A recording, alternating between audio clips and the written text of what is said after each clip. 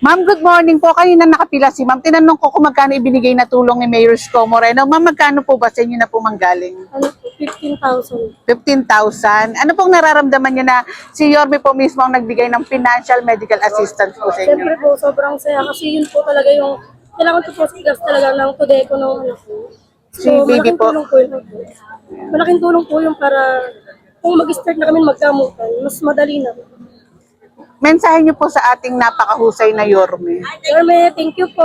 Palain po kayo nila. Pagpatuloy nyo lang po yung ginagawa nyo. God bless po. And si baby, ayan, si baby yung may sakit nga rin po. And praying gumaling nga rin po si baby. Sumulat po kayo kay Yorme. And bigay up po agad-agad yung tulong po sa inyo.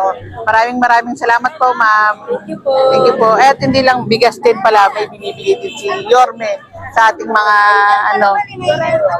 Batang Maynila.